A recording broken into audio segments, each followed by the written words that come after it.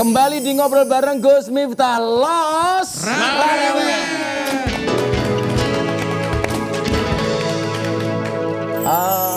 Saya tadi lihat Pak Menko itu batiknya bagus. Ini kalau Bapak ini batik model apa ini, Pak? Ini tenun, Pak. Oh, tenun. Tenun ikat. Ala mana ini, Pak? Ini ala mana ya? Oke, Pak Menteri. Itu kan Bu Sri Mulyani sudah memastikan kayaknya Indonesia akhir September akan kena resesi.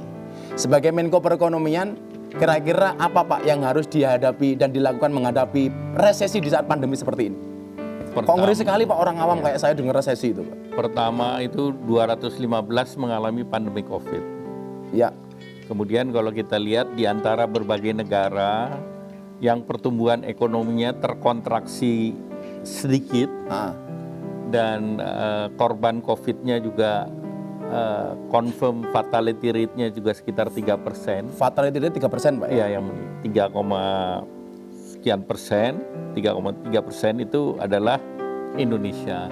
Jadi kalau kita lihat dibandingkan negara lain, mereka punya pertumbuhan ekonominya jauh lebih dalam. Di Malaysia misalnya minus 12. Kemudian Singapura minus 12. Bahkan India minus 23. Nah, dengan demikian maka sebetulnya yang penting kita melihat tren. Jadi kita lihat bottomnya itu pertumbuhan ekonomi sampai di mana. Sampai di mana? Nah, kalau kita lihat, kita memprediksi bahwa bottomnya itu ada di 5,3 di kuartal kedua. Ya. Nah, sehingga kita berharap nanti di kuartal ketiga itu antara -3 sampai -1. Nah, itu udah positif trend.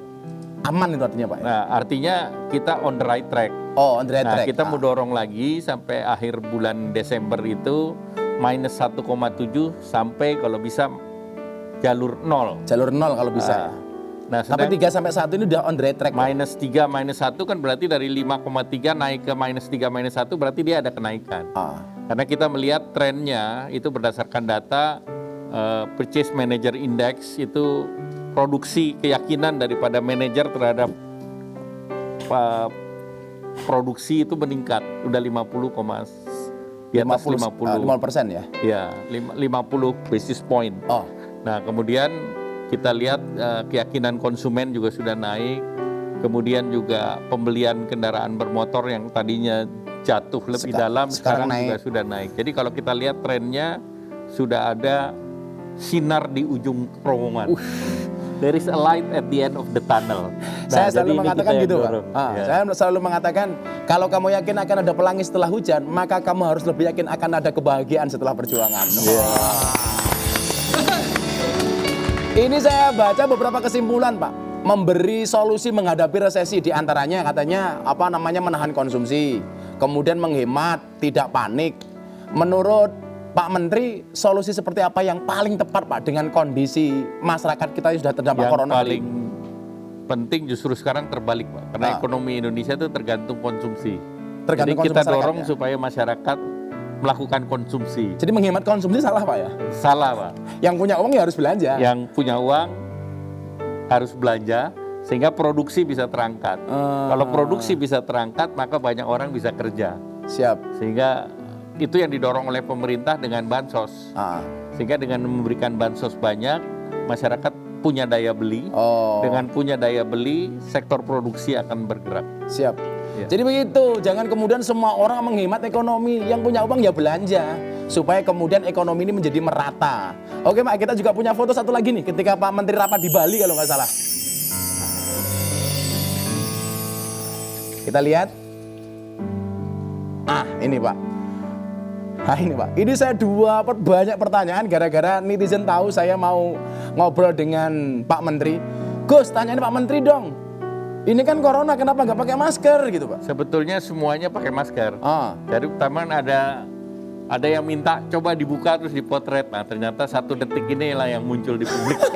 Karena semuanya sesuai dengan protokol. Yang lain protokoler, pakai masker, jaga jarak. Yang diposting yang ini, Pak, ya?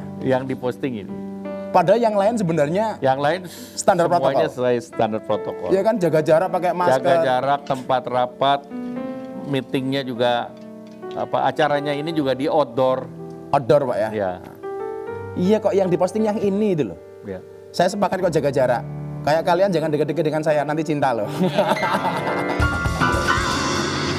Kalau menurut Pak Menteri, dampak yang paling terasa bagi orang kecil, Pak, orang-orang kayak kita itu, ya kayak kami itu, rakyat kecil, atas adanya resesi ini seperti apa, Pak? Ya, pertama tentu pandemi COVID ini kan banyak tempat ditutup. Nah, Sehingga dari monitoring misalnya mereka yang ojek online itu dari biasa mereka mendapatkan penghasilan itu turun 30%. iya. Nah, kalau mereka yang biasa menggunakan taksi kendaraan karena tidak adanya mobilitas, maka mereka turun mendekati 60%. 60%. Nah, kalau kita bicara di sektor makanan, minuman, restoran, kemudian hotel, kemudian angkutan udara turunnya 90%. Nah, sebagai contoh, minggu lalu saya di Bintan, di kawasan Resort Bintan. Resort Bintan. Bulan Januari itu yang kerja di sana ada 14.000. Sekarang? Sekarang hampir semua dirumahkan. Waduh. Dan sekarang positif COVID per hari itu kan mencapai lebih dari 5.000, Pak. Menurut Pak Menteri ini mengerikan apa enggak? Ya, tentu semakin banyak testing, tentu semakin ada yang diketahui berapa potensinya. Tapi yang paling penting kita lihat kesembuhannya itu sudah 73,3%. Tren penyembuhannya bagus. Penyembuhannya semakin tinggi, dan kita lihat secara nasional bed occupancy ratio, jadi jumlah rumah sakit dibandingkan tempat pasien itu kita masih 40%. Jadi secara rata-rata di bawah yang dicatat oleh WHO yaitu 60%. 60%, Pak ya. Sampai hari ini kalau nggak salah sudah ada teman Bapak Menteri itu 3 orang, Pak ya. Pak BKS, Pak Menak, sama Pak KKP, Pak Edi. Sudah terpapar COVID itu. Kalau Alhamdulillah semuanya sehat. Alhamdulillah semuanya sembuh ya. Ya. Kalau Pak Menteri sendiri menjaga kebugaran tubuh di era corona ini seperti apa, Pak, biasanya? Ya, pertama tentu jaga jarak, pakai masker, Jaga jarak, pakai masker. terus jaga imunitas. Imunnya ditingkatkan, Pak ya. Minum suplemen, makannya Suplemen. Tapi masih bisa olahraga, Pak ya? olahraga ya yang gampang aja, berenang atau jalan. Saya itu berenang cuman bisa satu gaya ya, Pak. Gaya dada, biur dada. Aduh, semakin menarik obrolan saya dengan Pak Menteri ini. Gitu. Ya kita sama-sama berharap lah, Pak, bahwa kemudian walaupun kondisi seperti ini ya, kita sangat berharap menteri-menteri semuanya sehat, presiden sehat, dan tentunya bangsa Indonesia juga semuanya sehat. Ya. Ya, semoga semuanya dilindungi oleh Allah Subhanahu wa Ta'ala. Amin. Oke, jangan kemana-mana, Sobat Kepo, tetap di Ngobrol bareng Gus Miftah bersama Pak Menko. Kita akan kembali setelah iklan yang satu ini.